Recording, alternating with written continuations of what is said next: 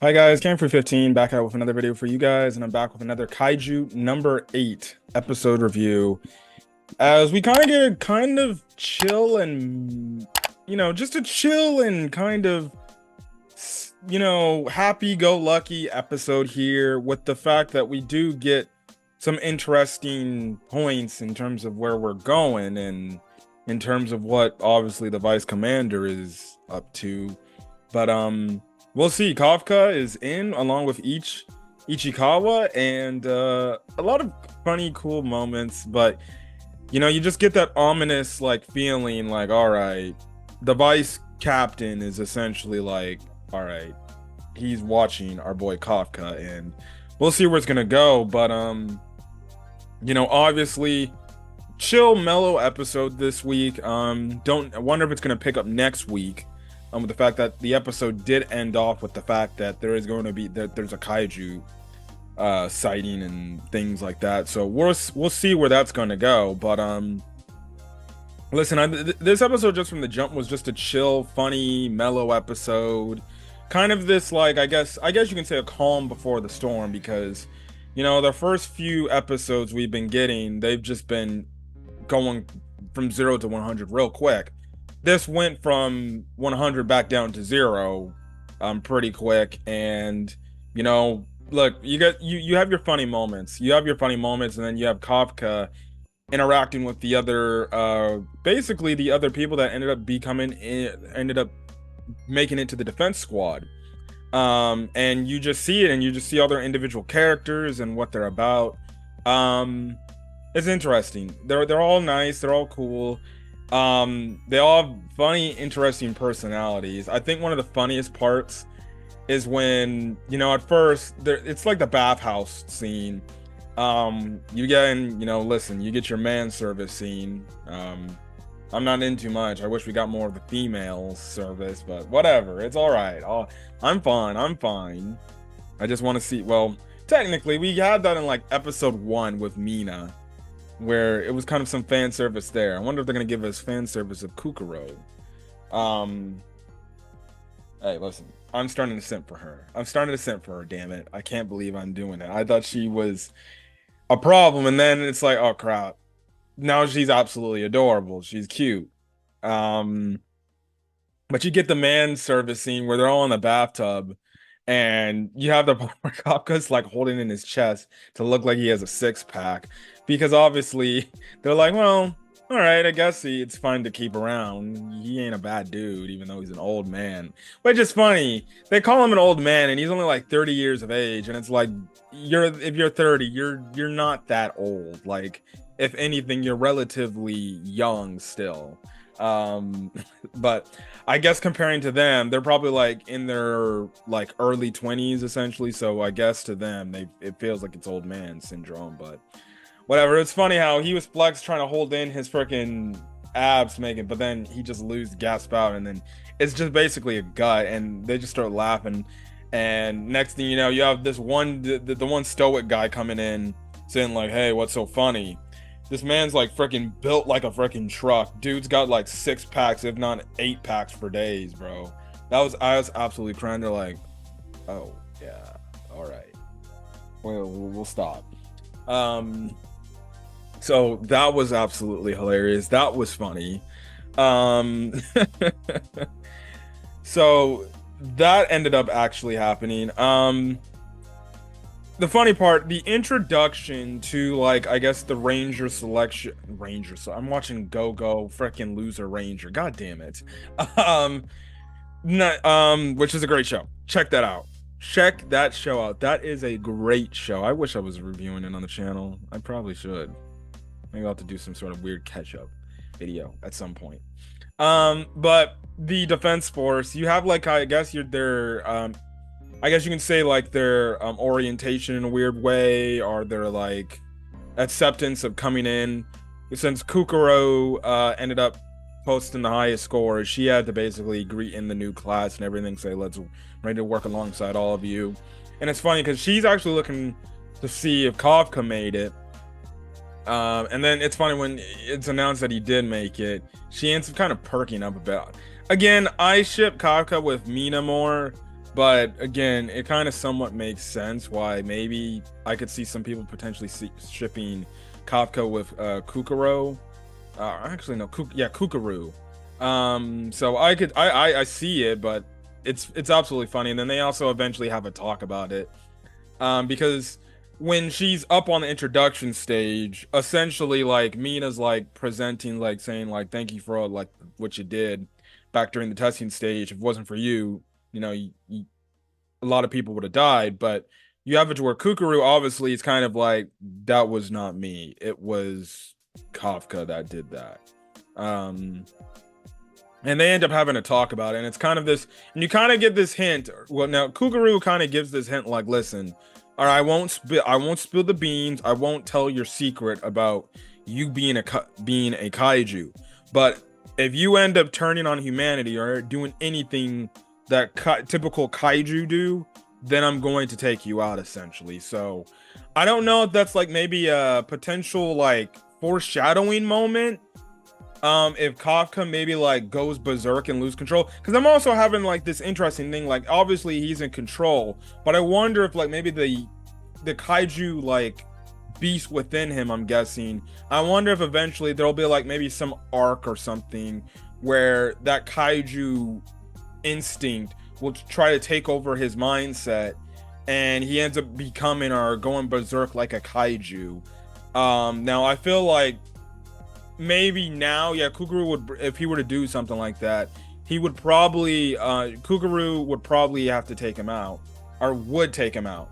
But I feel like with enough development and the fact that she'll get to know him better as a person, I feel like if they ever do that storyline where maybe he goes berserk and they have to bring him back from himself, I feel like she wouldn't kill him. I feel like she would do what she would need to do to bring him back and be like, you're Kafka Hibino. You're my friend or something like that. Again, like I said, if they even, I guess if they can go that direction, if they want to go a romance angle too, maybe we'll see. I don't know if there's going to be like some sort of romance between the two. And then I think she's pretty young. I think she's only like 18. But, with Japanese shows, it doesn't really freaking matter in terms of their age of consent. Like, my God. So, that's the thing right then and there. It's, only reason why I say that is because, holy shit, I read Dragon Ball Super manga. You already have freaking basically teenage Trunks, hooking up with Mai, trying to hook up with Mai. They're not hooked up, but trying to hook up with Mai. Well, obviously, we know, like, she's like the age of like basically a 60, almost I think 70-year-old woman, but because she used the Dragon Balls in herself, she looks like she's no older than Trunks right now. Personally, I have no issues with the relationship anyways. People have issues and they take issues with that relationship, but all right, whatever. That's another story. That's another video for another day, but you have to wonder if they go that route, but she won't spoil her secret till now. And then also too, we find out like the reasoning behind why Kafka ended up making it. Now, basically, the thing is his standard qualifications like that. Altogether, he didn't really pass. Like they were gonna like say, yeah, he's not passing, he's not making the cut. But if not for the vice captain, essentially, basically put him on like I guess you can say what you could deem without getting into trouble like a probation period. Basically, where he's got a limited amount of time to show his stuff and show, okay, can you be able to stay on the defense force? If not, well, then you're just gonna be kicked out and you'll just go back to doing what you were typically doing, right? So that was kind of so that's an interesting point right then and there. Cadet, they listed him as a cadet. So he's basically on a like trial run to see like, okay, can you cut it? But the reason why is the dude found it to where it's like, oh, listen, yes, he doesn't have the athletic skills, or nor does he have the traits of being somebody that would be qualified to be in our defense force. But the thing is, on the test, he was able to analyze the situation on top of know how to take out a kaiju in a specific way. And it definitely helped the troops out, people not to get into trouble. On top of it, he's literally said like the dude's funny as hell, so it's like he needs to be on this team. And it's funny because in the introduction thing, he shows up and then Mina's talking about, what is it? Yeah, Mina's talking about like, doing everything, listen, lives, your lives are not guaranteed. And this man literally blurts out loud instead of thinking in his head. He blurts out loud. He's like, I'll be by your side, Mina. This man says it out loud. Everybody's just like, what the fudge? And then the vice captain is like, I told you this is why this is great. It's already started. This is wonderful. I'm so glad we saw here. This man, he's having a good time, and I'll talk about him in a second, but that moment was absolutely funny. And you get a moment with Mina where she's right then and they do a close-up. She literally almost says Kafka out loud. She stops herself from saying his full name, like Kop. And then she's like, listen, you need to address me by my title. Do not call me by my first name, essentially. Which it's absolutely funny. Now it's gonna be interesting. I wonder when they're gonna have this moment of recollection. These two are gonna have this moment to when they're more than likely probably alone at some point. He can talk to her as if it's her friend, as if they were good old friends and good old pals again. But deep down, you can tell one, she was hoping that he made the cut, which he did. And then two, even when she walked away, the vice captain made a mention like, are you smiling me? Are you smiling, Captain? And you know deep down when clearly Mina heard Kafka say that, deep down she probably was smiling, and she did the whole stoic look, but deep back, like she was wearing a mask, where it's showing the stoic look of her, but behind the mask, she's probably as giddy as anybody, because she's like, you did it, Kafka. Now you can stand by my side. And kind of, I guess, in a way, hopefully you live up to doing that. And she was probably very excited that he did say that. Because, listen, that's his childhood friend. And obviously, you can see the fact that she potentially has feelings for the guy. And she clearly wants to do it. It is going to be interesting to see, all right, to get a story explanation of, why, in a weird way, I understand she's a captain and she obviously was busy. And she's, basically a celebrity. But it's very interesting to kind of see, okay, why did she not, still keep that bond and that friendship with Kafka, even though she was still busy? But it's kind of the whole thing of, not encouraging, hey, I need you to continue to try this. It's pretty fun. And I want you by my side. And maybe deep down, she still has those insecurities about herself. And maybe she, that will probably be brought up in maybe their singular conversation at some point about maybe some potential insecurities about her, maybe thinking she can't do it, but in reality she can. And maybe that's what will happen. Maybe they'll be going up against a super strong Kaiju, maybe to end off the season or at some point, and then Kafka's gonna be right there, and then she's gonna be doubting herself and I can't beat this thing, and she gets scared and she has those flashbacks back when she was a kid. And maybe that's when Kafka will eventually turn into the Kaiju number 8 that she's been hunting for. And that's when he's going to be like, I'm going to protect you, Mina, like I said I am, essentially. But this time he's going to have the power. He's got the key, and he's a Kaiju doing it, which it's going to be interesting to see what's going to happen there. But you can definitely tell, okay, she's definitely happy and excited that he made the cut and that he's here. And that hopefully she'll stand by his side, or hopefully he'll stand by his side. But that basically leads into all the extracurricular stuff where we get the trainings and the bonds being formed. We also have Kukuro end up kind of walking in on Mina as she was finishing up her bath. And basically you kind of can tell, okay, she clearly looks up to Mina. And clearly she wants to be like Mina. And she even asks, how can I be as strong as you? And what type of training you did. And obviously Mina's like, I'll show you. So it's gonna be interesting, the fact that it seems like Mina's definitely gonna take her under her wing as a potential mentor. So I don't know if that means that's Death Flag vibes for a moment where maybe Mina potentially sacrifices herself and then Kukuro ends up becoming the next Mina or something like that because she's so talented. But I don't know. I hope that never happens. My God, but geez Louise. But we do get Death Flag vibes. Now,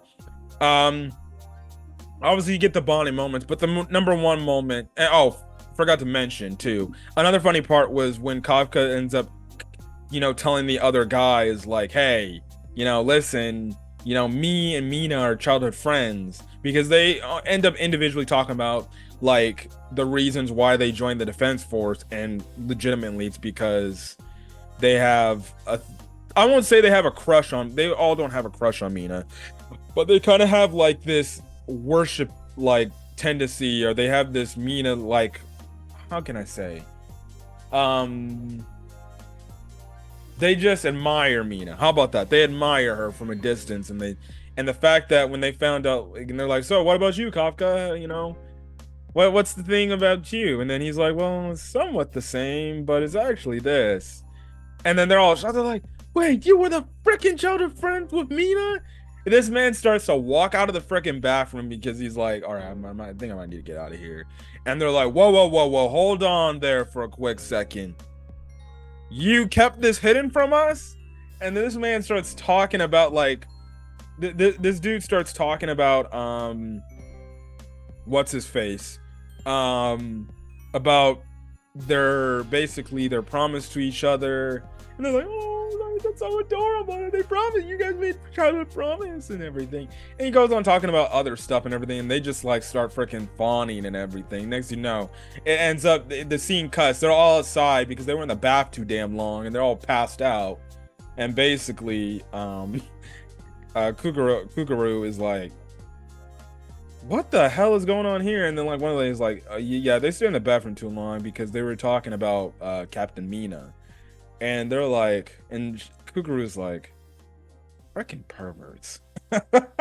Oh my goodness, that was absolutely funny. But before I end this episode review off, we get some moments with the vice captain. Now, the vice captain, also the reason why he wanted him to have a Kafka in, is he's very intrigued. Now, he remembered going back to the freaking test, the entrance test, and basically he's like, yeah, everybody's vitals during the attack were fairly fine and they were up on the board, but all of a sudden, you know, his vitals and Kafka's vitals ended up going away, and it was like as if he was gone from air. So he ends up like, I'm gonna have to start watching him by a close eye, and lo and behold, he did, because we get in the final scene, he finds out the whole thing about Kafka's ties to Mina, and because he asked him, he's like, "So you want to stand besides the captain, I hear?" And obviously he's like, "Yeah," and Kafka's like, "Yeah, sure, I do want to stand, but you know, by her side, essentially." And then the dude's like, vice captain's like, "Yeah, that sounds great and all, but you know that what that means? That means you're basically challenging me."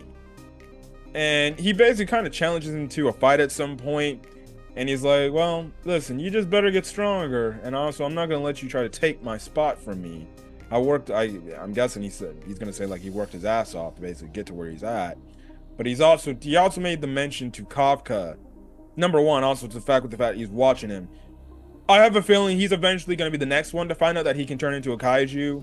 He's going to be watching this guy like a hawk. So Kafka is going to have to be like very aware of whenever he turns into a kaiju. But eventually, I feel like this guy's going to freaking find out he's a kaiju. If not, he probably already has some sort of feeling like, all right, this guy's special in some sort of way. But what is it? He basically makes the mention. He tells Kafka before he leaves, he's like, "Oh yeah, just a warning to the wise.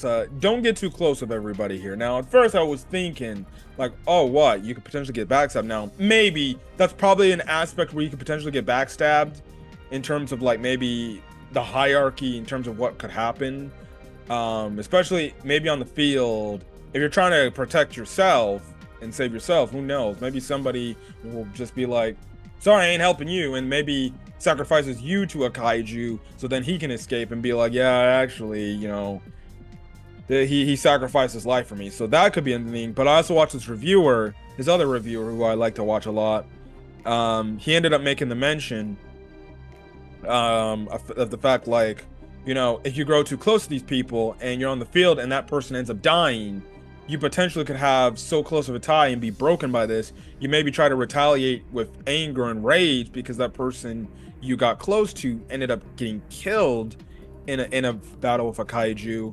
and that's only going to get yourself potentially killed if you're trying to fight with rage. And when you fight with anger and rage, you're pretty blind to certain situations, and plus you're not thinking straight, and you do things that maybe you wouldn't be doing if your mind was clearly in a right mindset. So, which actually makes a lot of sense, which also foreshadows potential deaths with the fact of like, okay, maybe some of these characters in this, group might not end up freaking coming out of this alive, and we might lose some members, which is funny because Kaiju number 8 does give me that show where, okay, expect the unexpected. You think a typical shonen trope is gonna happen, but it ends up doing it. A la like a Chainsaw Man and a Jujutsu Kaisen, especially Jujutsu Kaisen. Like after I watched season 2 of Jujutsu Kaisen, my God, sorry if I'm gonna get into spoilers for that show. So if you haven't watched it, click out the video. That's basically my review. But like with Jujutsu Kaisen, with all the deaths of all these characters that you connected with in season 1, and then in season 2, basically half of them are all dead. I was completely shocked. I was like, what?